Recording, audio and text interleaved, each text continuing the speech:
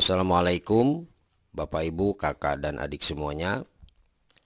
Di sini kita kembali belajar ilmu tajwid tentang bagaimana cara membaca hukum ro atau apa yang dimaksud dengan hukum ro ya.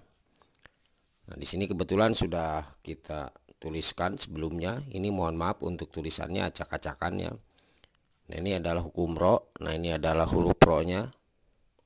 Nah, untuk di hukum ro ini itu sendiri adalah hukum ro atau hukum membaca ro ya. Jadi cara membaca huruf ro itu seperti apa? Nah, cara membacanya di hukum ro ini itu dibagi menjadi 3. Yang pertama di sini ada tafhim ya. Tafhim itu adalah tebal.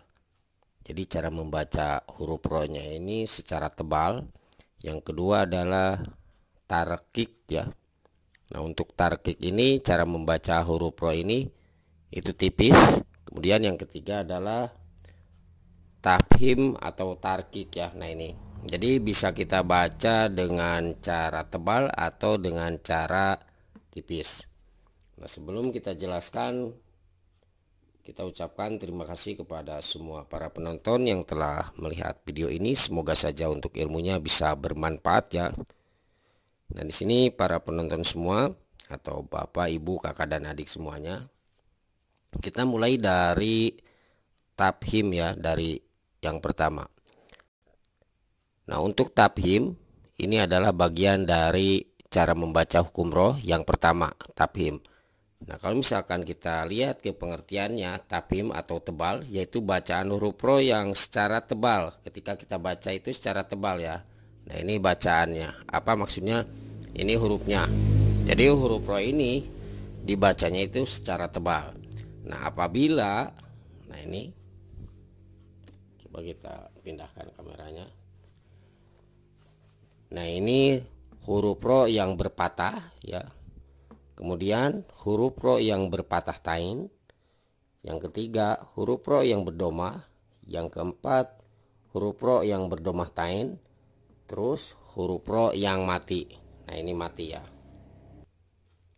Dan biasanya huruf ro yang mati seperti ini itu sebelumnya ada huruf yang berpatah atau berdomah.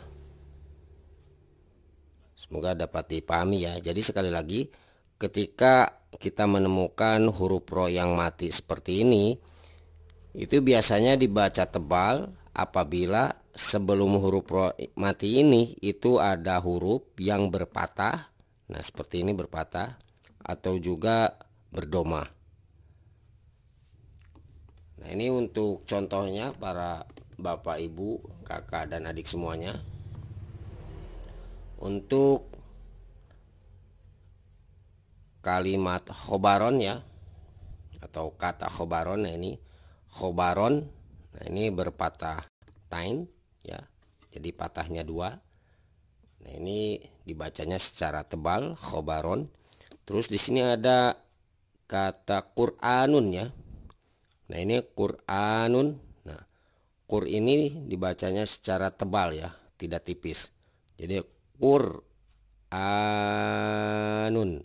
seperti itu. Beda dengan Qur'anun, kalau itu tipis ya.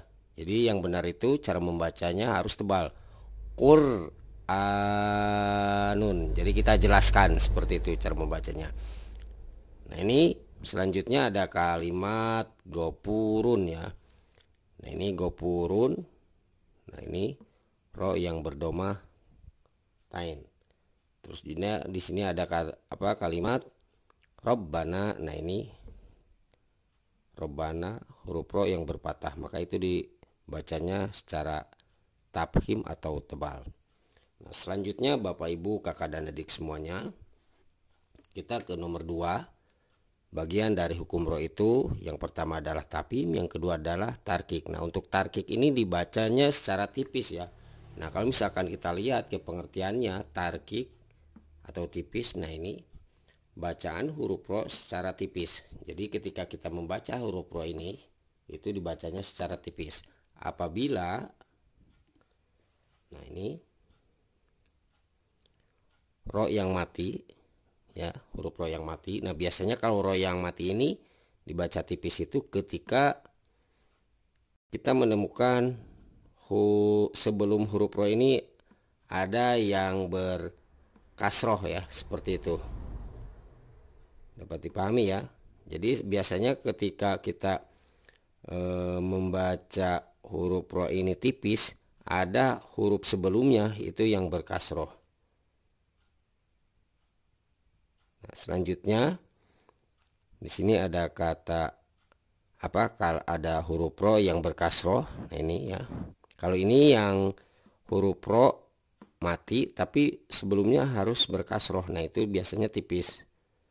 Kemudian di sini huruf ro yang berkasroh, nah ini dibacanya tipis. Kemudian di sini ada huruf yo yang berkasroh tain ya, double kasroh, nah, itu juga dibaca tipis.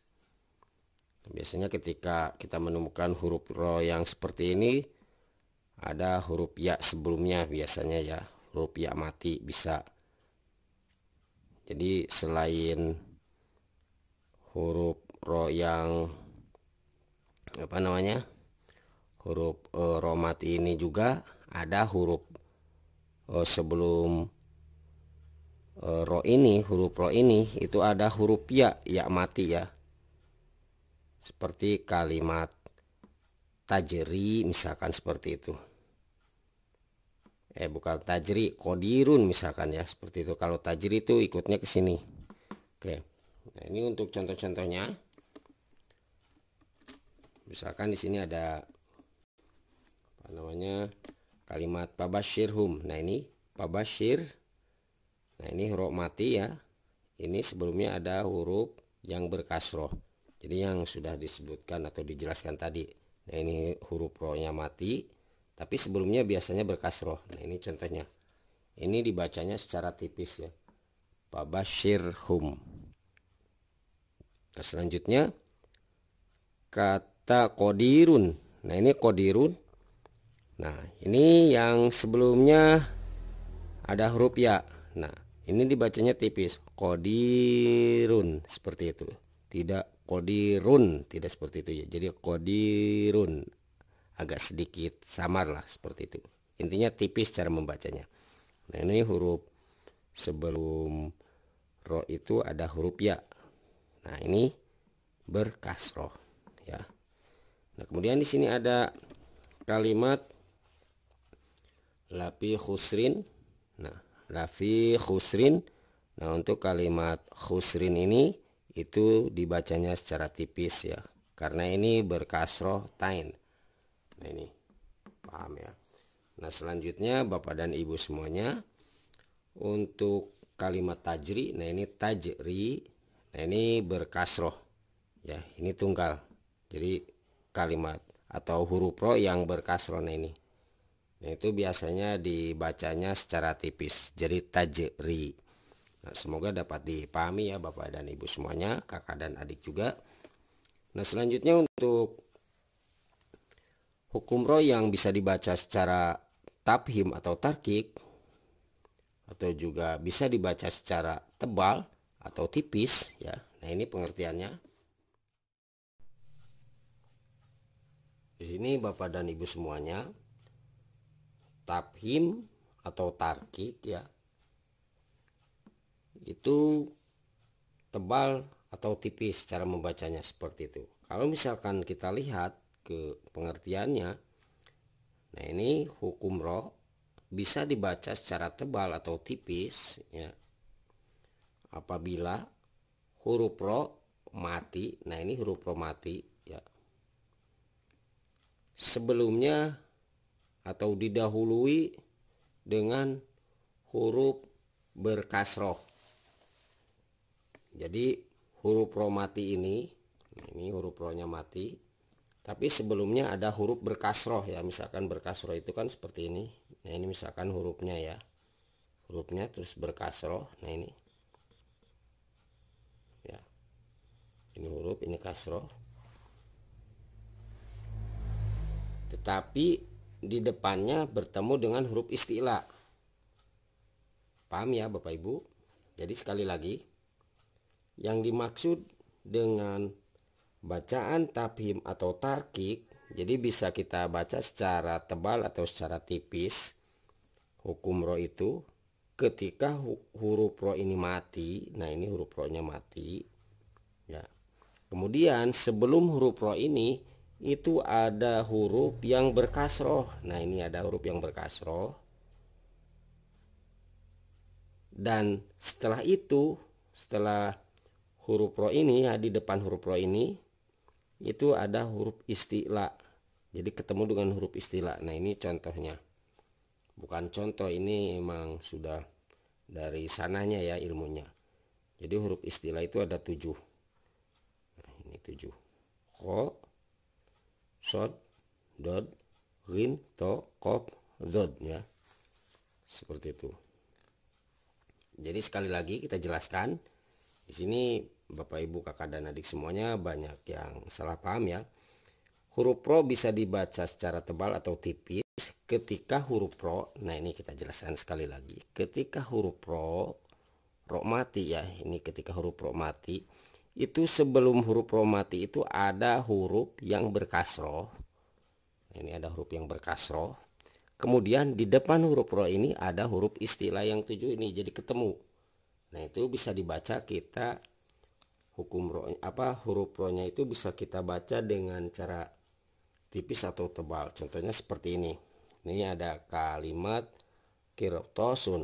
Nah, ini ya, huruf ro nya mati. Nah, sebelum huruf ro ini itu ada kasroh. Paham ya? Nah, kemudian setelah huruf ro ini ada kata atau ada huruf ya, bukan kata, ada huruf yang namanya disebut huruf isti'la. Nah, ini yang mana huruf isti'la itu ada 7. 1, 2, 3, 4, 5, 6, 7. Nah, kalau kita lihat ke kalimat yang ini berarti ini ada huruf to ya. Nah, ini huruf isti'lanya. Paham ya? Jadi ini bisa kita baca secara kirtosun atau kirtosun seperti itu. Nah, kemudian ketika kita lihat ke contoh yang satunya lagi, yang ini.